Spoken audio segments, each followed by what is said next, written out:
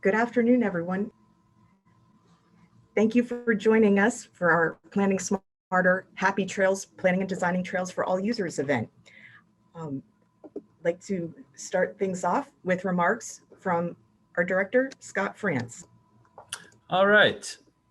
I want to thank everyone for coming out via Zoom to our event this afternoon. As Donna said, my name's Scott France. I'm the Executive Director of the Montgomery County Planning Commission. And I want to say right off the bat that just hosting this event really means a lot to me and our department, as it represents a return to holding our public education series of events, which was customary for us prior to the pandemic. But unfortunately, that, among many other things, put the kibosh on that. While it's sad that we're all mostly indoors on Zoom for this, especially since we're talking about trails and enjoying the outdoors, there is an important silver lining. We had over 150 participants registered for this event, which is a record for our Planning Smarter events. And it's fantastic that we can talk about this meaningful topic with so many more members of the planning world and the communities that are impacted by our trails. In a few minutes, we're going to jump into today's program, which is about creating access to our public trail system for all communities and all members of the public. The concepts of social equity and inclusion are nothing new, but we have to recognize the profound impacts of the events during the summer of 2020 in the midst of a global pandemic that turned the nation's attention to disparities in the treatment of people based on race, color, or national origin. Of course, these disparities have long been in evidence, but the willingness to engage and address our systemic deficiencies in planning and policy must become a bright spot amidst the tragedies that have occurred in our society. The genesis for this event and the Montgomery County Trail Access Diversity and Awareness Plan began well before 2020. A couple years earlier, I remember sitting in our large conference room amongst the planning committee at MCPC, and we were brainstorming on potential topics and studies that might be suitable for DVRPC's Transportation and Community Development Initiative, otherwise known as TCDI. One of our county planners remarked how the county trail system, which is a huge point of pride for all of us at the county, sometimes offered surprise that when you use certain parts of it, the other trail users that you see do not necessarily reflect the characteristics of the communities surrounding that portion of the trail. That observation was coupled with the evolving realization that a great regional trail system not only offers exercise and outdoor recreation, but it can be the link that helps someone get to their job, to their school, or a relative's house. We knew right then that this study needed to be done and implemented so that we could start addressing our own deficiencies and making the trails available and welcoming to everyone that needs them, and also provide guidance for our partners who may be planning and building local trail networks that serve our residents. Fortunately, DVRPC agreed and provided the grant that helped fund this plan, which brings us here today. And we're grateful to them and their efforts to support a unique and valuable regional trail network. I also want to take this moment to seize the opportunity to promote our full slate of Planning Smarter events coming to a Zoom or, believe it or not, an actual gathering space near you. Our next educational event will start a new tradition in providing a collection of mini sessions on June 30th via Zoom. The program Hot Topics, Emerging Challenges in Our Communities will address social equity and comprehensive planning, impacts of new multifamily construction, commercial vacancies, and sustainable housing. And then next, on September 30th, soak up more stormwater, partnering with businesses and homeowners. We hope to have our first physical event again, fingers crossed. And on October 28th, TOD, A Way to Transform Your Community, will present our new transit-oriented development model ordinance. And then finally, on November 17th, we'll cap it off with our annual celebration of the Montgomery Awards. As always, you can find out more information and register for these events at montcopa.org/planning. I look forward to seeing everyone at these events in the future. The next speaker I'm very happy to introduce is one of our county commissioners, Ken Lawrence. Ken has served as vice chair of the Montgomery County Board of Commissioners since 2017, and also currently serves on the boards of SEPTA, as well as the Greater Valley Forge Transportation Management Association. Ken has been a huge supporter in our efforts to keep expanding the county's trail network, and we are honored to have him with us today. He's also an avid trail user, and if I don't say it, I know Ken will. He's looking to complete the Montgomery County Trail Challenge for his 5th consecutive year in 2021. And if I'm not mistaken, he's also the reigning champion amongst the county commissioners for completing the challenge first. Please welcome Commissioner Ken Lawrence. Scott, thank you for the introduction. And you are correct. I am a 4-time completer of the Montgomery County Trail Challenge, and I'll be looking for my 5th time this year, and I am the only commissioner to complete the Trail Challenge in all 4 years since I've been there. So, and I'll talk about that a little bit more later. But it's great to see that so many people have signed up for today, and certainly look forward to hearing your input and questions later in the event and anytime afterwards. As Scott said, our 90 miles of trails have always been an integral part of the health and welfare of the 2.3 million county residents and visitors that use them. But particularly last year during the pandemic, it showed how important our trails are to our residents, with them experiencing an approximate 65% increase in use in the past year. And that's why we've invested significant resources into planning and building them, and this effort continues even to today. When so many businesses and when the schools were closed, and with many of us confined to our homes most of the time, the trails in the last year provided a respite from staying indoors and a way for residents and visitors to safely exercise and spend time with those outside of their family. And because of that, I believe there's now a broader public awareness about the county trail system, and I expect that we would see sustained higher use even after the pandemic ends. But despite the popularity of our trails, we understand that there's a disparity when it comes to the diversity of people who use them, their awareness of them, and their ability to assess them, notably in our more urbanized portions of the county, such as Pottstown and Norristown. The demographics of our trail users do not always reflect the amazing diversity of the communities they pass through, and often there are physical and cultural barriers preventing local residents from accessing our trail system. It's because of these disparities that prompted the county, as Scott said, to initiate a study in 2019 on this issue and to develop strategies and recommendations for how to address it. Our goal is to make every effort we can to provide equal access to our trails and encourage their use by as many residents as possible. So I'm proud to say that in 2020, the commissioners adopted the Trail Access Diversity and Awareness Plan, which is the subject of today's Planning Smarter seminar. And I do want to just share a little bit of my personal experience with the trails. I did the Trail Challenge for the first time when I became a commissioner in 2017. And it really opened up a whole new world to me. I think lots of people use the trails in their communities, close to their communities, but our county trails are for everyone in Montgomery County. And I encourage everyone, the Trail Challenge starts on May 1st. You have to visit 15 trails, 13 are assigned, and 2 you pick up yourself. But it's really a great way to get all across the county, to learn more about our trails, learn about other communities in our county, and be outside and be safe and healthy as well. So with that, I will kick it back to Scott. Thank you, Commissioner. And next, our final introducer will be Bill Hartman. Bill is our Trails and Open Space Planning Manager, and his staff and him have done tremendous work in putting this plan and today's event together. Bill? Great. Thank you, Scott. Good afternoon, everybody. Before Donna heads into an overview of the plan itself, I'd like to acknowledge several people who came together and just contributed in a great way to the development of the plan, some of whom are going to be involved not only in its development, but also in implementing it.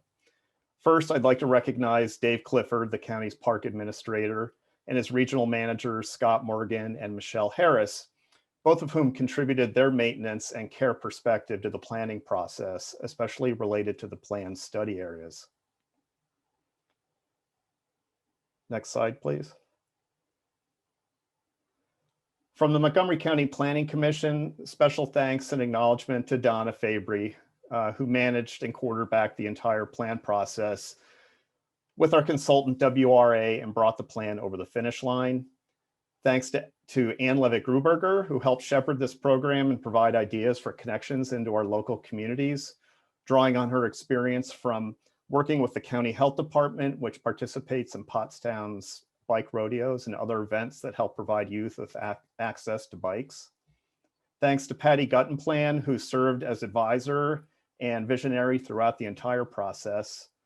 Julie Guarna, who along with Patty envisioned and designed the layout of the plan itself.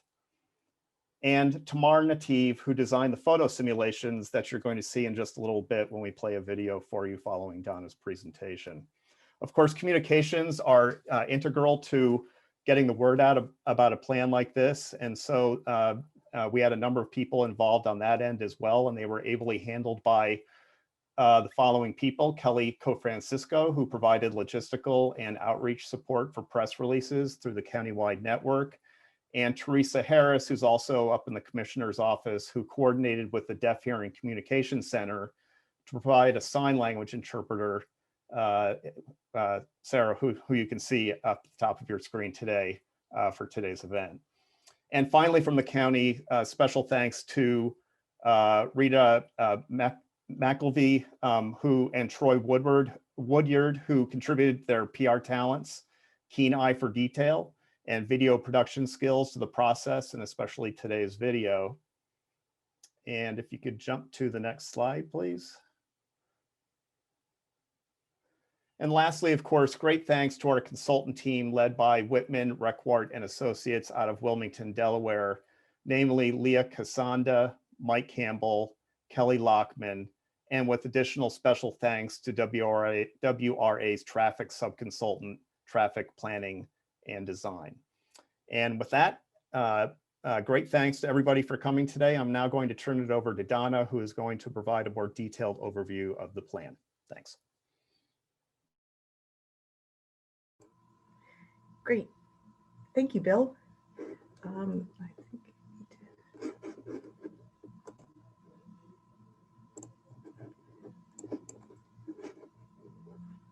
Thank you, Bill. So before we get started, it's great to have everyone here today. Thank you all for joining us.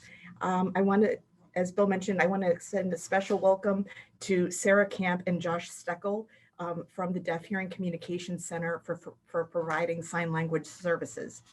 Before I get into the plan overview, I'd like to share a few instructions on how you can participate in this event as the audience. All attendees are in listen-only mode. This means your laptop or phone cameras and microphones are off. However, we still welcome your participation. Please submit your questions by using the Q&A function that should appear at the bottom of your screen. We will answer your questions either online or in the box or live. The chat function is disabled for this webinar. And please, as a reminder, this is a public forum, so anything you type will be visible to others. All right, let's get started. Okay. One second, Donna. We're just going to switch interpreters. Thank you. Great. Thanks, Josh. Okay.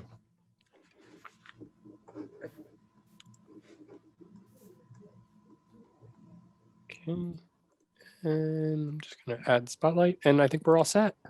All right. Great. Thank you. Okay, so I'll discuss a little bit of the plan background and move into an overview about the methodology that helped inform our recommendations. I'll highlight the recommendations that were developed from the findings, and we'll wrap up with a video tour that highlights some of the physical improvements that were proposed for the Schuylkill River Trail in Norristown. So as Scott mentioned, recognizing that our trail users don't always accurately reflect the populations of the communities that of the trails pass through, and in an effort to better accommodate all trail users, understanding that trails serve as both recreational amenities as well as safe, non-vehicular transportation routes, Montgomery County undertook this study in 2018 after receiving a $75,000 grant from the Delaware Valley Regional Planning Commission's Transportation and Community Development Initiative.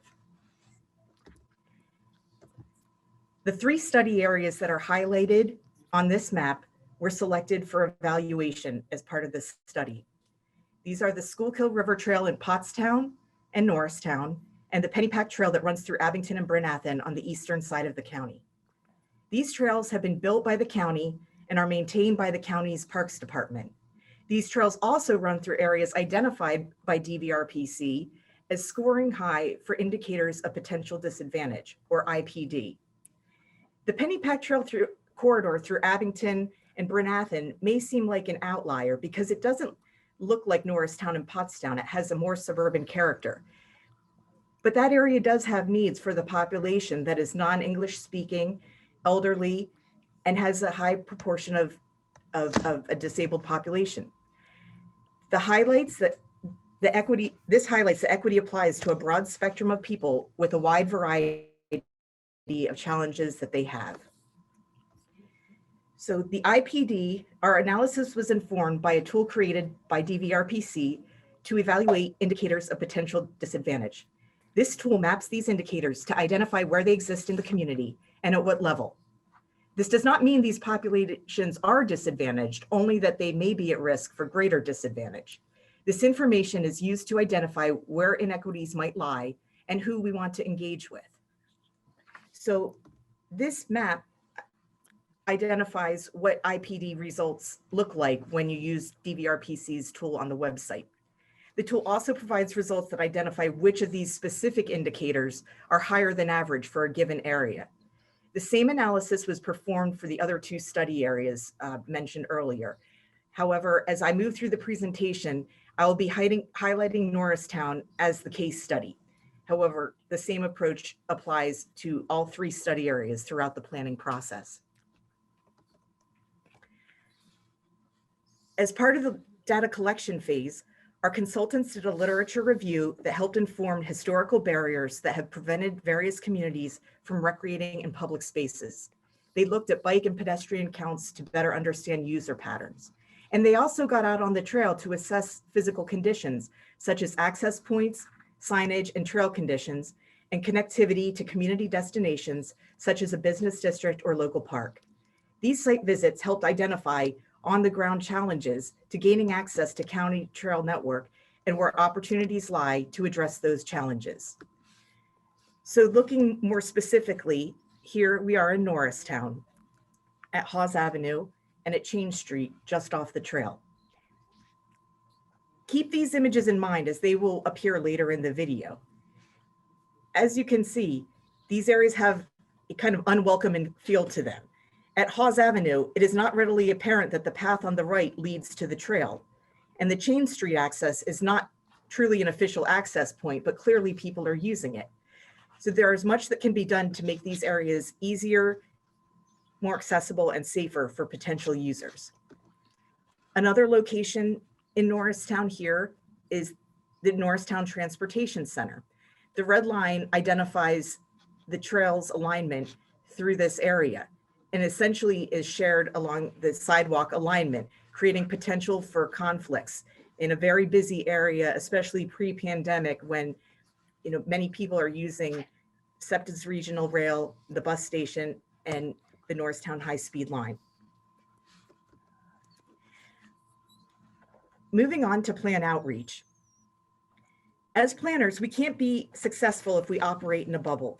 We need to reach out to the people who are living in the communities we serve and hear their feedback and questions, because the people who live and work in the community know it best, and their feedback is where the greatest information will come from in terms of what kind of opportunities can effectively address the challenges they are facing. Receiving this information and feedback is critical to successfully reflecting community concerns. So we developed a robust outreach strategy to engage directly with community members to learn about their relationship with the trail. This included developing a list of people to interview, focusing on the groups that are not traditionally at the table. Later in the program, you'll hear the perspectives of several of the people we interviewed about the challenges and opportunities from the perspective of the diverse communities they represent. Our public outreach strategy involved joining a general public event to promote the plan rather than a traditional municipal meeting. Among these were the very popular Norristown National Night Out event, Pottstown's Carousel of Flavor event, and several local events at schools where we spoke with parents about their children's experience with cycling. Here are some photos from our engagement efforts. Being among the public enabled us to engage and get valuable feedback from those who know their community best. By asking several basic questions such as, do you use the trail? If no, why not? If yes, what do you like to do on the trail? If you did use the trail, what would encourage you to use the trail? Public events, places to rest, public art. we gained a lot of valuable feedback and insight into these things that we as planners and seasoned trail users overlook because we take them for granted. For instance, people may be dissuaded from using the trail because they are unfamiliar with the rules of how to use it or where the trail connects to. We also heard that not everyone desires to use the trail, and we recognize that trail activities are not appealing to everyone. However, our goal is to make the trail more accessible to those who would like to use it. All of this feedback informed our plan recommendations. So the recommendations that we developed include physical improvements as well as what I term non-structural policies and programmatic opportunities on and around the trail system. These recommendations are applicable to any trail project and can be implemented at the local level by municipalities who desire to build a trail that's accessible and accommodates a diverse public. First and foremost, include the community in decision-making. For those of us who are planners, this seems very apparent. The challenge is to identify non-traditional groups and engage with them in order to expand the amount of feedback and get meaningful feedback. Secondly, we need to work to increase our public-private partnerships. This is crucial as local organizations are a gateway into the communities they serve. Having a good working relationship with these groups can expand capacity and allowing them to do what they do best, such as offering programming or community-oriented events. Thirdly, improve the marketing of the trail. The feedback we received indicates that a number of residents in the study areas who live near the trail had no idea that it existed. Many of those who responded indicated that they liked the idea of having access to a dedicated vehicle-free place to walk. We need to develop a strategy to communicate information about the trail, both digitally and in print, and provide this information in multiple languages, at a minimum, English and Spanish. Other translations should be available to areas with known populations of where English is spoken or languages other than English are spoken. We need to educate people on how to use the trail. This is where partnerships with private organizations and nonprofits can yield effective results. In a bit, you'll be hearing more about a successful partnership between Pottstown Borough and Pottstown School District that promotes cycling to the youth in the community. Another recommendation is to increase programming and improve the accessibility of existing programming. This is another opportunity to work with our partners. Group activities can help people to get on the trail in a comfortable setting. Events such as movie nights or concerts also take place in the vicinity of the trail if there's an adjacent space for gathering. As with all of these recommendations, public input is so important to help understand what would help engage people to come out and participate. The physical recommendations identified for enhancing diversity and awareness include the following: improve signage and connectivity, improving connections to the trail to and from local destinations, neighborhoods, and other points of interest. Doing so addresses both access and awareness. Formalizing gateways and trailheads encourages use by designating these official access points available to the public. Think back to the Chain Street and Hawes Avenue photos. Providing information such as distance to various destinations help familiarize those who haven't used the trail previously and may not be familiar with where it can link them to. Corridor improvements, such as benches and places to gather. It is important to consider that not everyone is comfortable walking long distances.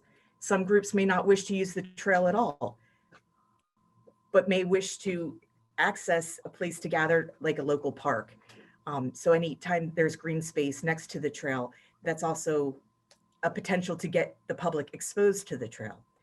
And last but not least, public art can be a catalyst for community engagement that results in a product that is a unique reflection of the local community. Public art can take a variety of forms, such as traditional sculptures, murals, either on the trail or on walls, And participating in a project like this also provides a sense of ownership.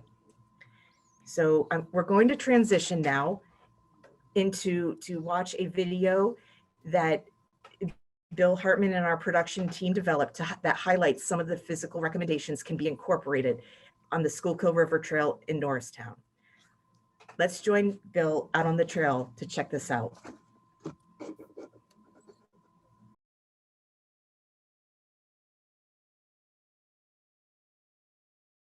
Good afternoon and welcome to Norristown, one of the 3 study areas in the Trail Access, Diversity and Awareness Plan. I'm Bill Hartman, the Planning Commission's Trail and Open Space Manager. Today you're going to join me on a quick tour along the Schuylkill River Trail to show you how the tools and recommendations in the plan can be applied to parts of the trail that run through Norristown. Today you'll see 4 concept designs showing examples of where we could implement corridor-wide improvements, where we could install signage to promote the connectivity between the trail and surrounding neighborhoods, where trailheads and gateways need improvement to attract new users, and finally, how to activate the entire corridor by making space for public art, programming, and events. Going forward, these examples can serve as a guide for community leaders and partners to seek funding for improvements and provide a case study to anyone interested in improving the access, diversity, and awareness in their own community. Our first stop will be the Hawes Avenue Trailhead, followed by the proposed Chain Street Trailhead just to the east on the trail.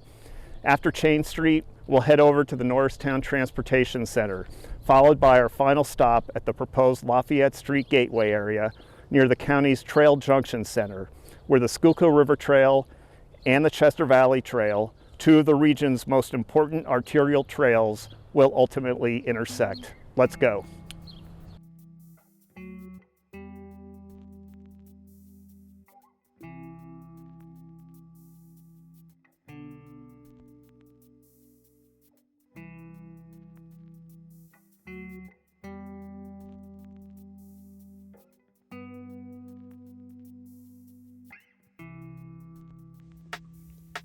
The improvements recommended for Hawes Avenue include enhancing access to the existing trailhead by creating a new entrance space with plantings, public art, gateway, and directional signage. Modest changes such as these would create a welcoming environment that encourages all Norristown residents to explore the Schuylkill River Trail and Riverfront Park, especially those living within close proximity to the trail.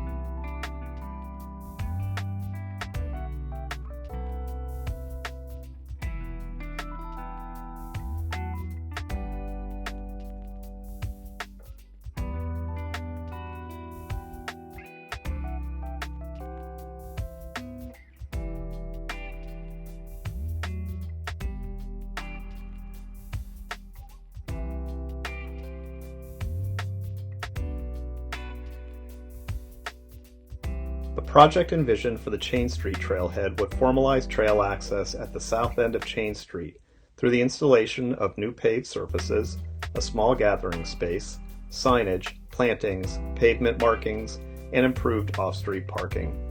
These physical improvements would create an accessible route to the Schuylkill River Trail and Riverfront Park for an area with limited access to recreational space and multimodal options. It would also increase the perceived safety and security for trail users, a critical consideration for all who enjoy our trail network.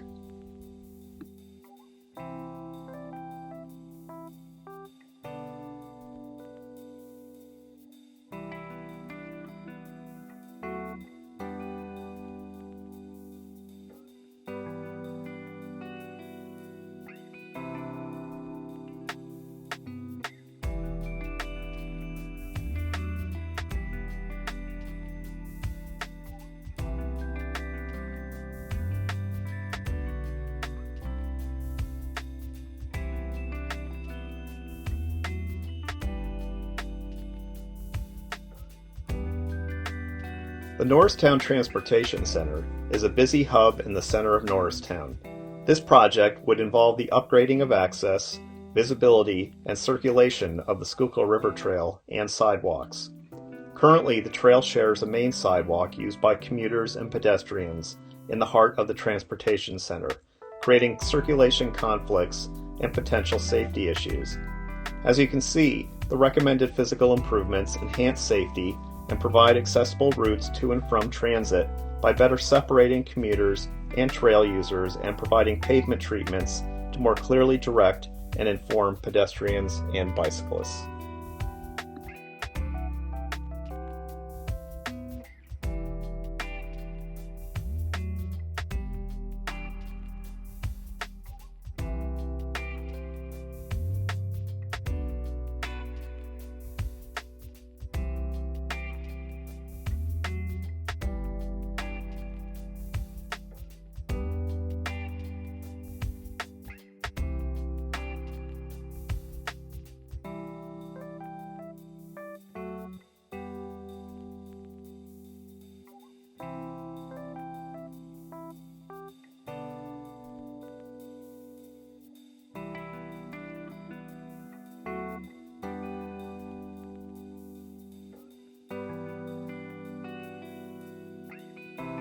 The Trail Junction Center is just one component of the larger Lafayette Street Gateway. This county building and its surrounding outdoor spaces will improve trail access, provide trail amenities and signage, and incorporate community public art projects. We envision that this facility will provide a safe and welcoming gathering space large enough for small community events and other programming. Once the existing Schuylkill River Trail and the section of the Chester Valley Trail currently under construction merge at the Trail Junction Center, this space will serve as a gateway to Norristown and the larger community trail network.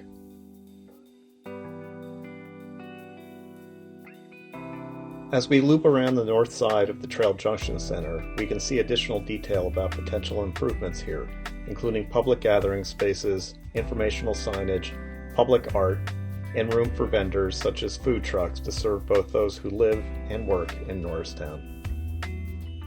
Thank you for joining me on today's tour. All of us on the project team would like to thank the county's Board of Commissioners for their consistent support of the Trail Access Awareness and Diversity Plan and their commitment to pursuing opportunities to implement it in communities around the county.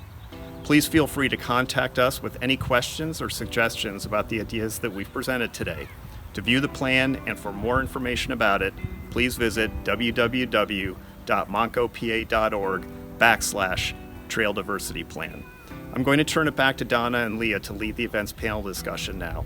We look forward to seeing you on the trail.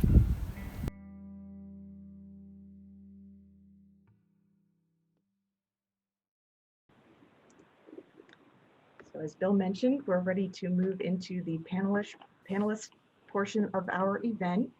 We will be bringing them on screen shortly,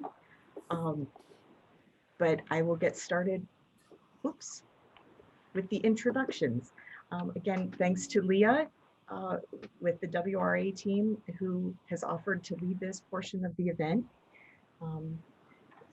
So today with us, we have Shay Ash, who is the Executive Director of the Montgomery County OIC, and also the president of the Norristown School Board. We have Courtney Hyde joining us from Pottstown Borough. She's the grants administrator who has worked extensively with the school district to implement and get funding to implement a lot of these projects that the borough and school district have worked together, such as the walking school bus and Walk Bike Pottstown. We have Nellie Jimenez, the Executive Director of Aclamo Family Centers in Norristown and in Pottstown, and Joseph Riggio, the Vice Chair of the Board of Directors of the Deaf Hearing Communications Center. So I'm going to stop sharing my screen now, and hopefully we will have everybody be able to join us on camera. Bear with us just a minute. Yeah, if all of our panelists could turn on their cameras if they have not already. And I assume you all can hear me because I see smiles. How's everyone doing tonight? All right. As Donna said, my name's Leah. I'm a planner with WRA. And as we heard earlier, engaging the community is really foundational to all of these plan recommendations. And one of the best ways to do that is to partner with existing organizations, because that allows us to really reach members of the community who may not participate in traditional public outreach efforts. And those partnerships also facilitate building trust between community members and the agencies responsible for design, construction, and maintenance of our trails. And the folks you have in front of you tonight that Donna just introduced are organizational leaders that have really critical insights about the needs of the populations they serve. So thank you all for taking time out of your busy schedules for being here tonight. We've prepared a few questions to get us started, but I would like to encourage audience members to submit any other questions you have for members of our panel or staff via the Q&A button at the bottom of your screen. And hopefully we will have time to get to those before our event wraps up at 5:30. So our first question for our panelists. Each of you work for organizations that are direct service providers. So we'd love to hear a little bit more about the population you work with and what factors impact whether or not those folks use the local trail network. Nellie, let's start with you. Tell us a little bit about Aclamo.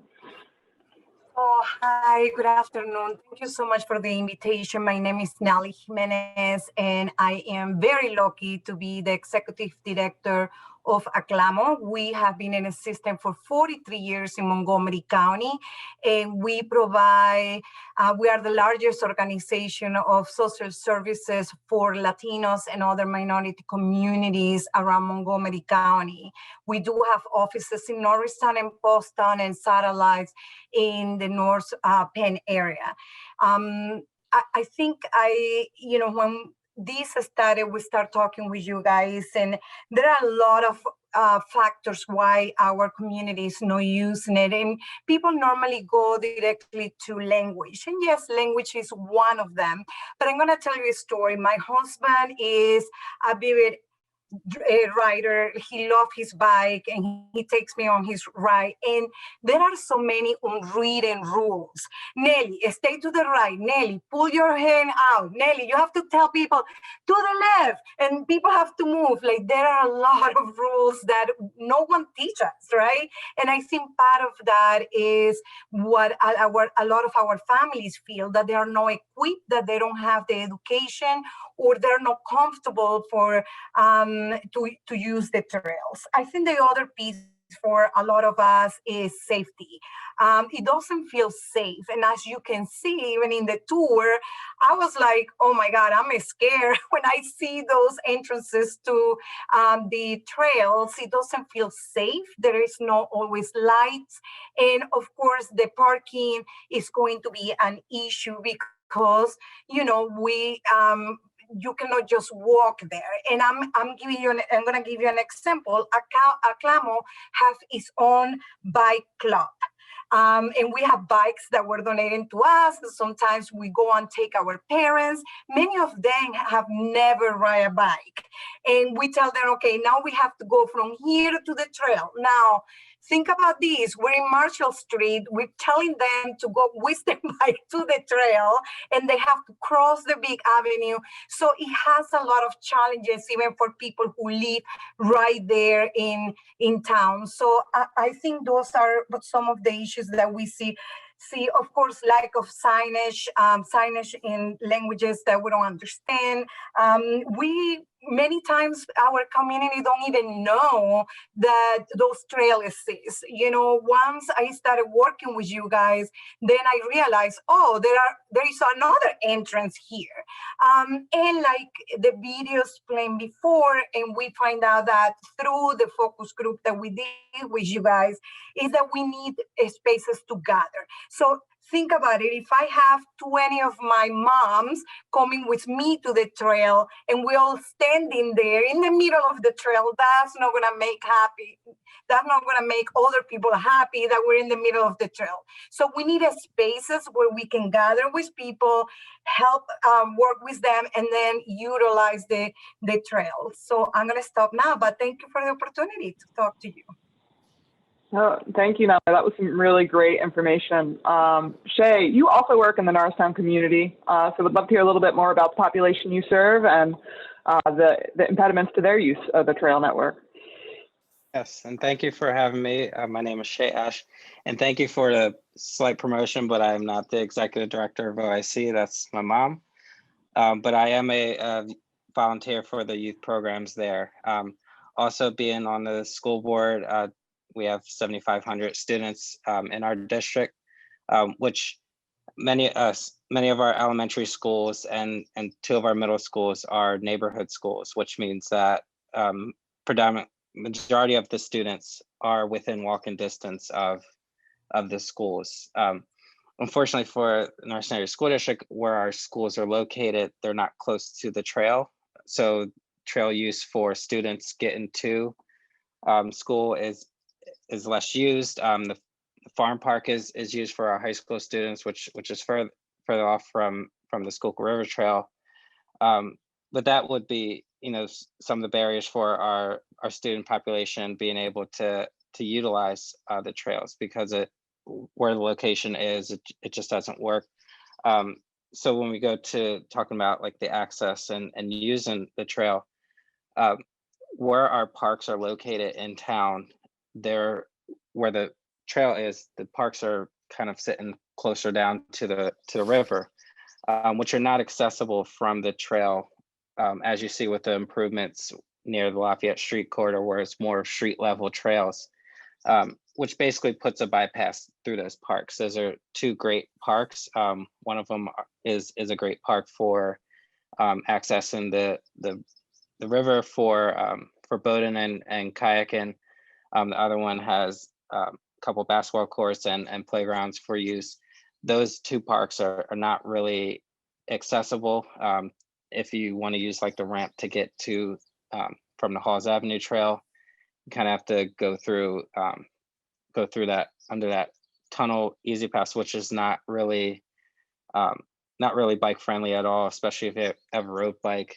I'm one that uses the trail a lot, going from Norristown to Center City through bike rides. And as a biker myself, I think, sometimes as a cyclist, you can kind of get that tunnel vision that Nellie talked about, that you can just pass all the assets that are there. And if there's not something there, like a sign that's telling you what is there and accessible to a biker, you're just going to keep going right through it. So between Valley Forge and Conshohocken, it's really hard to get people off of that trail to utilize the Marshall Street, which is a really great international business district, or even downtown Main Street, where there's coffee shops and others that people can stop at. Those are great assets that are not promoted, that bikers cannot access because of the way that the trail is currently situated, as well as people being able to utilize them. There's only a couple access points that make it easy to get on the trail from Halls Avenue and so on, but there is a larger population where we should have either more trailheads or more access to it, where we just kind of bypass through some of the important parts of Norristown to allow for additional use for either pedestrians or for people commuting to work. When I did live on the west end of Norristown, I would use the Schuylkill River Trail to commute to work because it was easy for me. I could do 5-minute bike ride to work or a 10-minute traffic ride down Marshall Street. So it was definitely much easier to do it. And thank you for inviting me, and I'm happy to be part of this conversation. Thank you, Shay. So Courtney, you're up next. I know you work for Pottstown Borough, but you've also done a lot of work in partnership with the local school district there. So curious to hear if some of the same challenges exist in Pottstown, or what the unique circumstances are in your community. Thank you for having me. My name is Courtney. I'm a grants administrator with the borough. We have worked very closely with the school district on the walking and biking initiative. In 2014, we received $1.3 million to install 9 miles of bike lanes and 4 sidewalk remediation. And once we were in the midst of that project, in discussions with the school district, we realized that we needed to have some type of educational element. So we came up with an educational program where we actually went into all of the elementary schools, particularly to go over safety, how to utilize the trails and ride bikes and rules of the road. And then we started holding bike rodeos where we actually would provide refurbished bikes to children who didn't have access to them. And I think that's probably one of our largest challenges at this point, is just particularly children having access to bikes themselves, and then encouraging them and the parents just to get out and utilize the trails. We do have a bike share program, but just getting the children out is really what's most important at this point, and providing safety. We handed out helmets, that type of thing. And then we also have a map of all of the trails, and they do all of our walk and bike network, which connects to the Schuylkill River Trail. And we've installed signage, so hopefully we are encouraging everyone to get out and use the trails. Thank you, Courtney. I know you guys also do a walking school bus and some other events like that. Was that funded via the grant program, or is that just something the school district took on themselves to kind of facilitate increased use? The walking school bus is something the school district took on themselves. So we have volunteers throughout the community who will either daily, weekly, monthly, will do a walking school bus from point A to the elementary school, and they stop and pick up students along the way. That's really great. Thank you. Thank you. All right. So Joe, you're up next. Would love to hear a little bit about the work you do with the Deaf Hearing Communication Center and factors that impact use of the local trail network.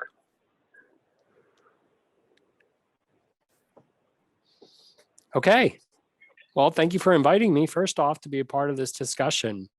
It's quite an honor to have a representative from DHCC be a part of this conversation. Now, DHCC, give you a little bit of background about who we are. We are a service organization that provides interpreting services for the deaf and hard of hearing community. Also, their counterparts, to make sure that communication happens efficiently. It's just like what's happening right now. Thank you, Josh and Sarah. And then also, it's very important for Montgomery County Parks Commission to provide this service. I'm vice chair of the board, and it's a voluntary board organization, and we oversee the operations of DHCC.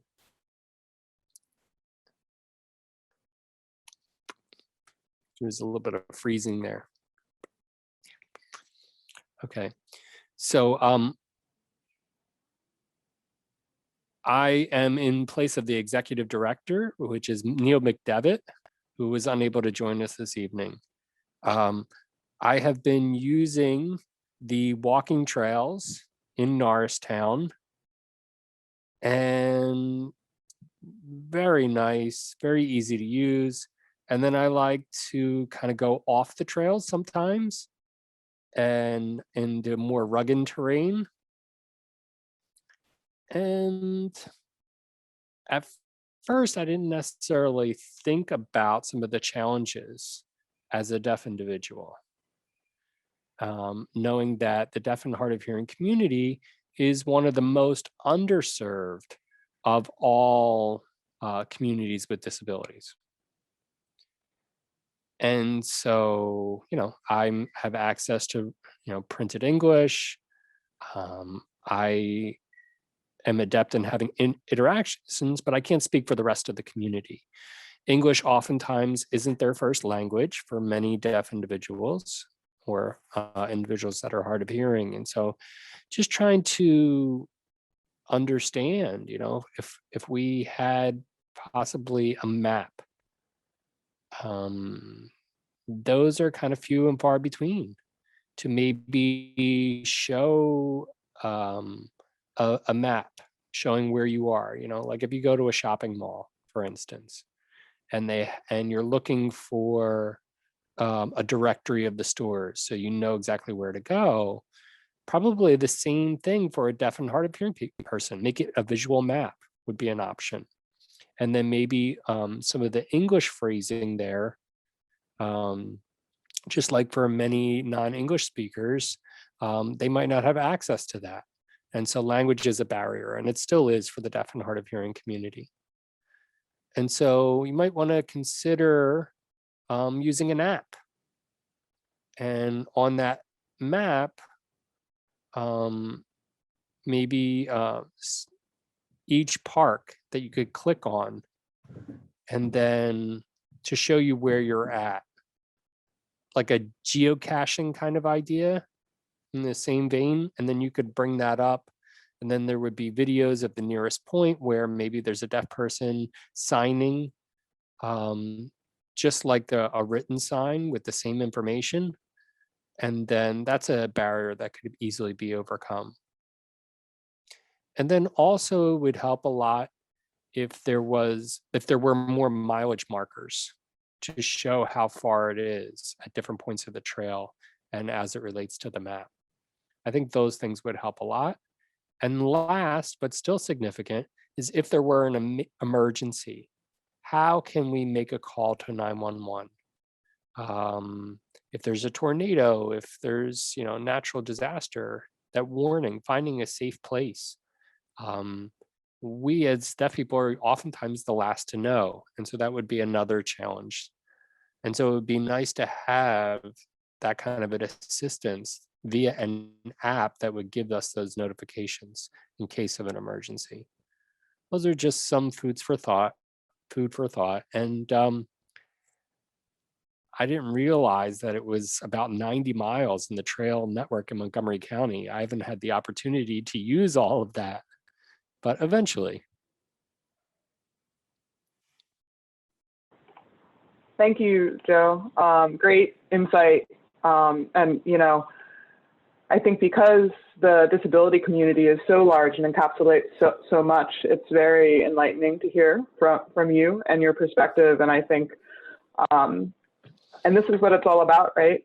Getting out and talking to people with different perspectives, because we go into these processes with preconceived notions, and we need to break those down early in the process, in the planning phase, so that when we get to the point where we're moving into design and building a thing or modifying a thing, we're doing that with true, complete community input, as opposed to kind of just from a select few. So we already heard a little bit about from Joe, how we can work to break down barriers to trail access. So thank you. Courtney, we're going to get back to you. And I know your grant work has already been focused on breaking down those barriers, but is there what's next for Pottstown? And you have a great growing bike network and expanding trail system, which is very exciting. What's next for the municipality? And if you know what your partners at the school are doing as well, would love to hear that.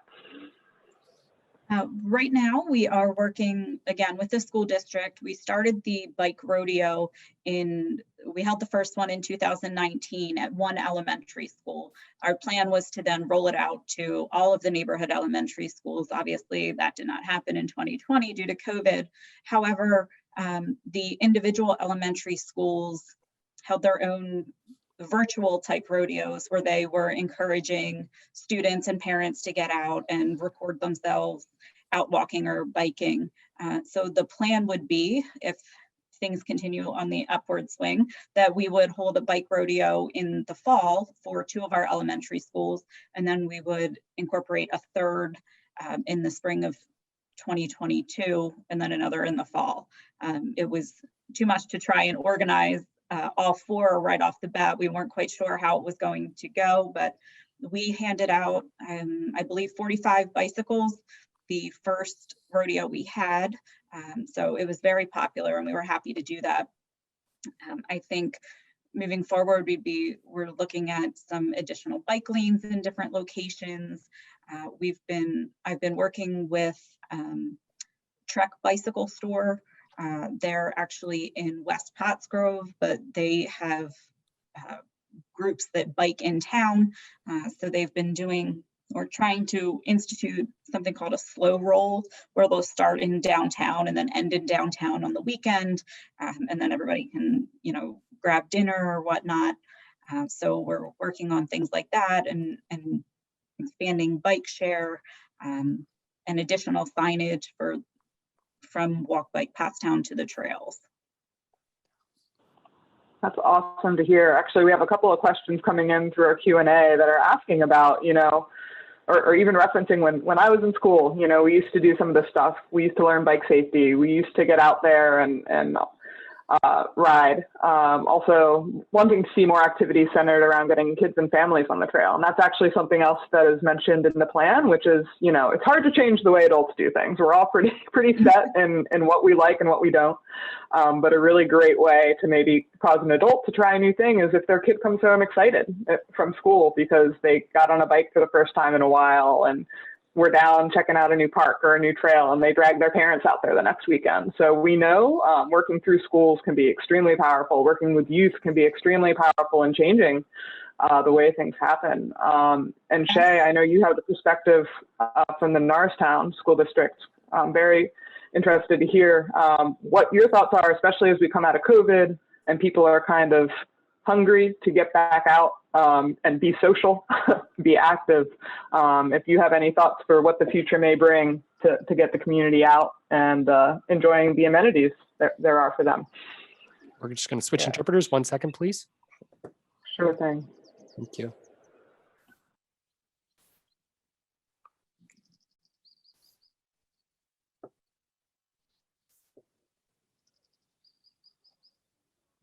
Great, all set. Yeah, so I would say just with Norristown, there are a few neighborhood schools in our district in Norristown that I think would be great candidates for having these type of days where it's, bike to school day or encouraging more use. Knowing that a lot of the children do travel not far distances from their schools.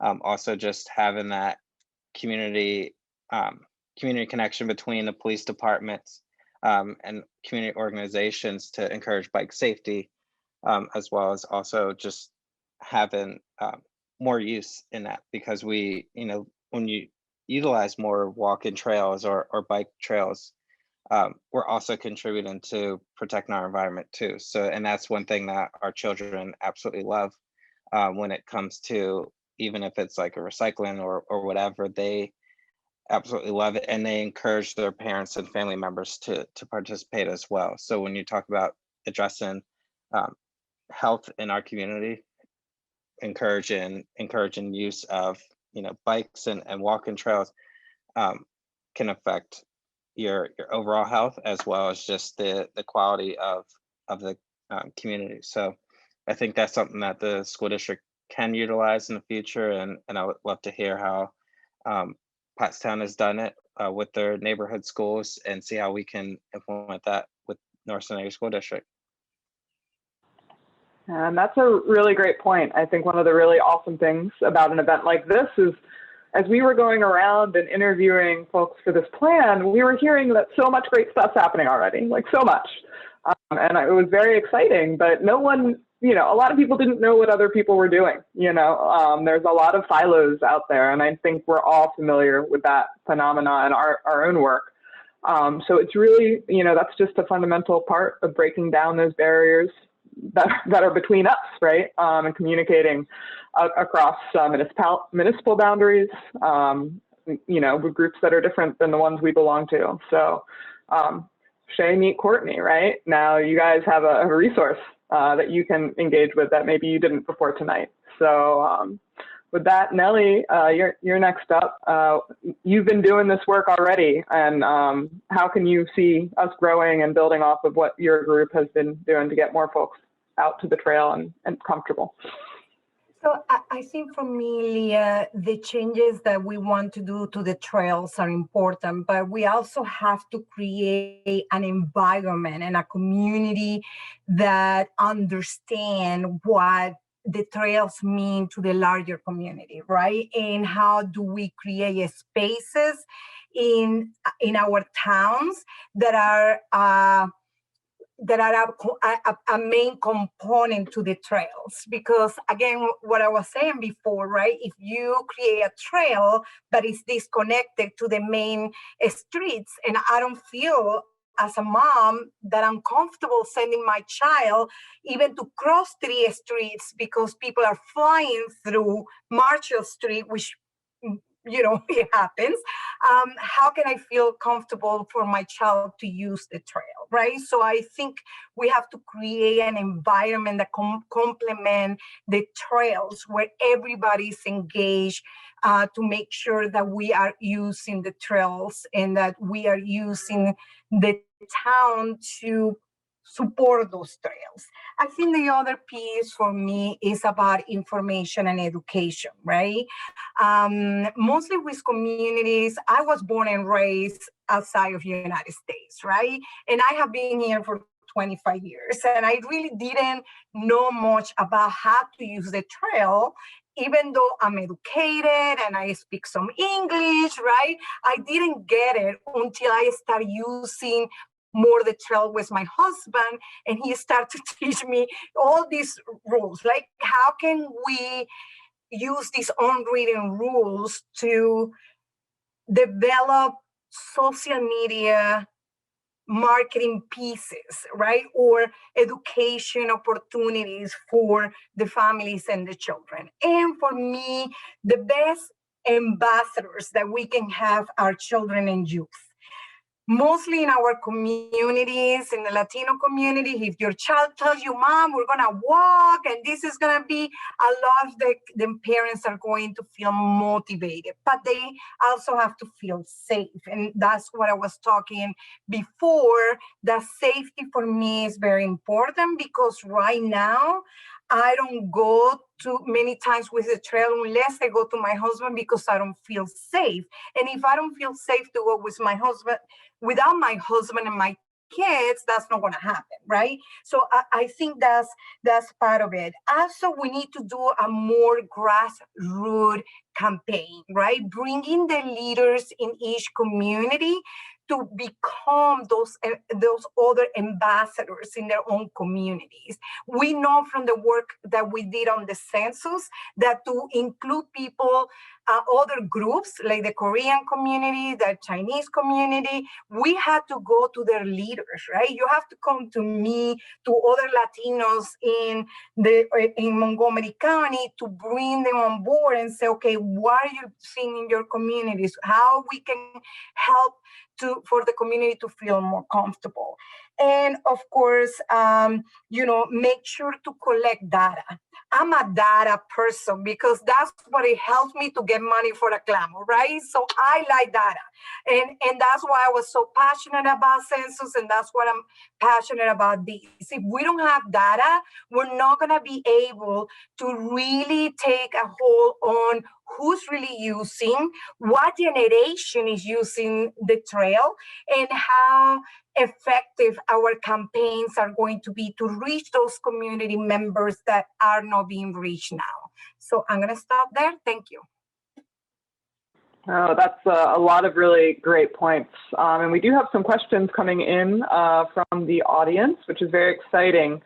Let's see here. Where can we start? So one is specifically, about, for I think our school district professional, Shay, maybe you have an answer for this. Is there an age or grade limit regarding who can bike to school? And if there are kind of negative perceptions in the community about biking isn't safe, have you encountered that in Norristown at all? And you guys get involved? I know some schools have bike racks and that sort of thing to facilitate biking. Would love to hear if you've had any of those conversations with your colleagues. Yeah, so there's for Norristown, there's no particular age that there's a minimum age of requirement to being allowed to ride to school. All of our schools do have bike racks, and the students provide their own locks if they wish. We see more of the middle school students using our bike trails, and I think more of that comes from the safety concerns that parents may have, not the schools itself. So I think that's where we can kind of connect with the school and the community on safety, and just knowing that, you know, a lot of times that the routes that the kids do ride are usually the walking routes of our walkers. So I don't think that it's less safe to ride the bikes. I think that we just need to have, you know, that community, the community, number one, community presence, police presence, and a collaboration, and also just educating on what bike safety rules are. You know, you're not going to go through a stop sign. You're treating that bike as a car. You stop at stoplights, stop signs, and so on, and you're still following the crossing guards. I think that's where the education needs to happen with the school community, with the parents, and with the student, to make sure that we don't have any incidences, because I think that's the parents' fear is, you know, whether it's a safety incident or whatever. You know, it's the school district's job to make sure that students are safe when they're in our building, but once they leave our school grounds, you know, we have to try to figure out how we can continue to make sure that they get home safely. So that's one thing I think the community working together can build that sense of trust and safety in our community. Thank you, Shay. That's great feedback, and I think you're right that we're all very adverse to safety issues and danger, and our streets are an unsafe place. So all of this is part of the bigger picture, right, of creating bikeable and walkable communities. And I know there are many other efforts ongoing in communities across Montgomery County that could be another 5 Planning Smarter events worth of material. Can Nelly, please. I say, compliment something that, so one of the things, I also a member of the board for the Norristown Chamber of Commerce, and we're always trying to think how to bring more people to our businesses in Norristown, right?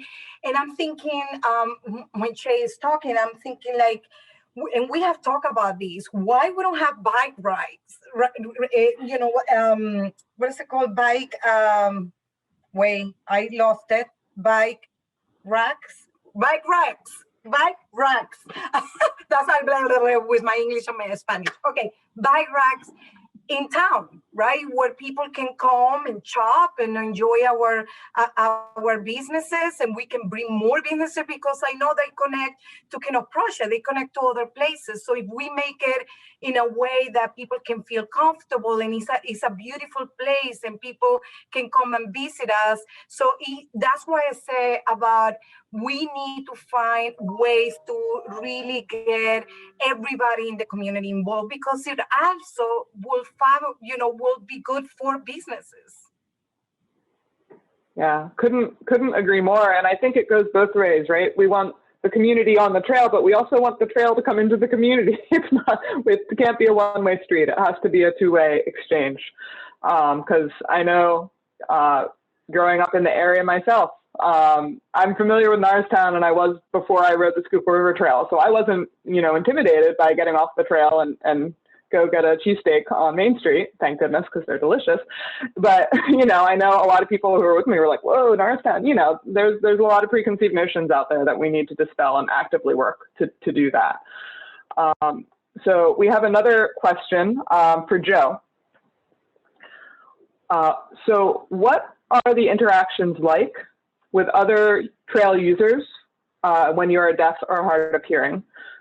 Thinking of the typical on your left warning when you're passing someone on the trail, are there things that other trail users should be aware of in terms of making interactions easier between everyone? And I know trail etiquette is sensitive for all of us, right? Nelly mentioned some of these problems earlier for new trail users. So would love to hear some feedback on how at least those in attendance tonight maybe could be a little bit more conscientious. Yeah, definitely. That is a great question. We as deaf people are very visual typically, but we don't have eyes in the back of our head, obviously. We don't have 360-degree vision. I cannot see people coming up behind me. So typically when someone's bike riding, if you are saying something, obviously I won't be able to hear you coming up behind me and I can't see you. but I am able to, I don't want to be hit from behind, and that's a possibility. So in my experience, typically you can tap or something on the wood. It's never happened, knock on wood.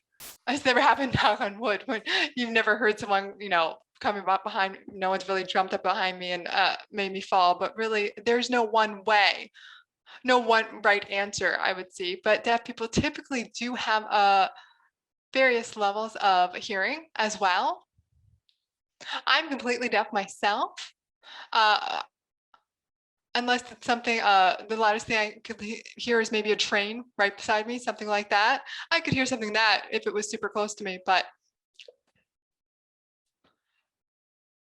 maybe something like Neil could hear better than me. like Neil could hear better than me, someone else with different, I don't know if it's a lot better, I don't know what level, I don't know, but some people would be able to hear and react to those noises and would be more aware. And we are typically, as deaf people, visual and more aware of our surroundings. If I'm walking with another deaf person, we're kind of looking behind us and past us as we're supporting each other as we're walking and talking. That's something that naturally happens. The two of us are always kind of looking at each other's periphery. So I can spot something in someone else's periphery and I can see it and he can see it in mine. So there's really no one answer. The answer is there's no one way that I can tell you that would help in this situation. But if someone's behind us, it would be great if we had some super great technology, a warning system that something is coming behind us. But at this point, yeah, that's what we're doing. Yeah, I guess it is always wise as a trail user to just slow down and exercise caution. You don't want to startle anyone. And I think that's a general observation. I know one thing we talked about too is when you're riding trails like the Schuylkill River Trail, where big stretches are out in the middle of nowhere, essentially, with no ways to get on or off. And you can go pretty quickly there because there aren't as many people. But when you do hit Pottstown or Norristown, slow down. You know there's going to be people coming on and off. You know there maybe are going to be families and people who aren't hardcore cyclists or commuters. So, be courteous. And, that's something that could potentially be addressed with some more signage and better communications as well. That kind of relates to another question we received. Some of the renderings we shared showed painted pathways and public art on the pavement itself. And we had a question about whether that sort of treatment might be too stimulating for people with sensory issues. Now, I don't know about that personally. Does anyone on the panel, or I know we have some staff too who could come on video, does anyone have any experience working with communities with sensory issues who maybe would find that sort of painting too much? Anyone at all? I know we have some folks kind of behind the scenes. Okay, so I know too that I know that our zoo in Norristown, Elwood Zoo, they have, so maybe we need to bring them, to help us when it comes to the trails. There we go. Yeah, I think it's bringing more people on board to have those conversations. Make sure people with sensory issues are at the table and can answer what form of art. Bill, I see you're on screen. Do you have any additional feedback on that question? Yeah, I just wanted to add that I don't have any experience with that. I don't have sensory issues, so I can't address it directly. But I just would want to say that doing that type of artwork on our trails would be something new for us. We haven't done that very much, if at all, on county trails. So when we do wade into those waters, we're going to be really thoughtful about how we do that. And like you're saying, Leah, invite the right people to the table so that you strike a balance between creating that sense of welcoming and direction onto the main trail, for example, at a place like Hawes Avenue, without causing issues for someone who might be affected by too much stimulation. So it's an idea, and that was just a thought that we put on the rendering, but we would really want to make sure we're doing that in a thoughtful way, which we will do. Very good. I know another thought in thinking about that is like, how can we naturally cause people to slow down, right? And a good way to cause people to slow down is if there's something beautiful to look at, right? So whether that is underneath your feet or your bike wheel or on a mural somewhere along the trail or something like that, all of those public art installations can cause people to slow down and pay more attention. So I have some more questions here, more generally about, where would funding for these sort of improvements we've discussed come from? Both for installation of public art or that kind of thing. Where would funding for programming, building that support and collaboration and getting people out there on trails, and also maintenance? So just general question around, where's it going to come from? Should have told you to stay on, Bill. I can take a stab at that, and anyone else at the county is welcome to jump in. But there would be probably two main sources of funding for these types of projects. One would be our capital budget, and so if we really pursue these types of improvements, which we are really interested in doing and committed to doing, we would have to budget that into our capital budget so that we have the money available to do that. That would be in conjunction with every effort that we could pursue to find grant funding to fund public art, whether it's a wall mural or a painting on the trail itself, or a sculpture, or any of these improvements that would help improve the access and awareness of our trails. So it would be a dual effort between finding grant funding and dedicating our capital funds, and using those capital funds to leverage grant funding as well. So it would be a combination of both. And while we have you, Bill, a common question, we talked about this during the preparation of the trail too. Right now our trails only open from dawn to dusk, and how can we make them available to walking and biking commuters from all communities whose working hours often begin before daylight and maybe end after daylight, especially in the wintertime? I mean, it's dark when before 5 o'clock in the winter. So how can you respond to that? Yeah, I know. And I don't know if Dave Clifford wants to chime in here, but my understanding is that most of the county trails are dawn to dusk, which most trails are. And there are obvious reasons why you do that, because there's not going to be as much security out there. You're dealing with safety issues of being able to see the trail, and seeing people who might be walking on the trail at night. I know I've experienced that when it's getting dark. It's hard to see people when you're on your bike. And then there's the personal safety aspect of it too, that when you're on a trail after dark, you feel less safe because there aren't as many eyes on the trail and you can't see what might be around the bend or whatever. So there are a host of reasons why we do that. It is, I think Bob's question is an important one to address, because there are people who work on different shifts, whether that's your shift at a store or at a hospital or whatever facility you may work in. You may need to go in while it's still dark out, or come home when it's still dark out. And if you want to use the trail for doing that, what do you do if they're not open? So I don't have an answer, but some things that popped into my head were, and this involves money, of course, do you add lighting to certain areas where there would be more people who would need that as a means of commuting after hours or before hours? Can you get creative and use reflective paint? Or there's some really interesting technology being developed where you put crystals in the asphalt and it pulls natural light and reflects and holds it after hours. So there's some really cool things that people are working on to address things like this, but I don't have an answer, but I think it's something we need to think seriously about, so that we can accommodate those people. It's an equity issue, right? So if you don't have a car and you've got a job where you need to commute after hours, what do you do? So some people are at a disadvantage, and that's not right. So it's a question that we need to explore. Okay, thank you, Bill. And we're about coming up on 5:30. If I could just add one thing, yeah, please, Trey. For consideration. So when you look at, like, for Norristown, the trail junction, and just trying to encourage more entertainment, Norristown has seen a lot of success with summer concerts, and usually those go into the evening hours. If you do want to encourage more use of those assets that are being built now, pole lights along the trail, that even from that trail junction to Hawes Avenue, to encourage people to use the trail to get to those events, would be significant improvement than to not to only go from the dawn to dusk, to increase the amount of people using it for nighttime entertainment, with whether it's the theaters, Theater Horizon and Center Theater that are right there, encouraging more use and more traffic to the downtown area by having more lighting would definitely be beneficial. I don't know what the cost is either, but I think that would be something that should be strongly considered.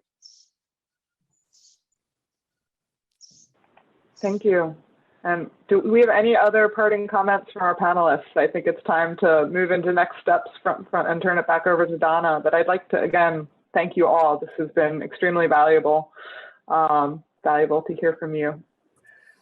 I think that the last thing from me will be, we should create tours, right? Visit our trails, right? Tours in different languages. And I know that costs money, right? That's why we use our partners, right? And that's why we work together to try to make our trails more attractive and more part of what we do every day, as a part of what we do, all as a part of our daily life, instead of something that is different. But tours will be important for the education piece, for the unwritten rules, but also to attract people that otherwise wouldn't come to our trails. It's a great recommendation. Parting words from anyone else?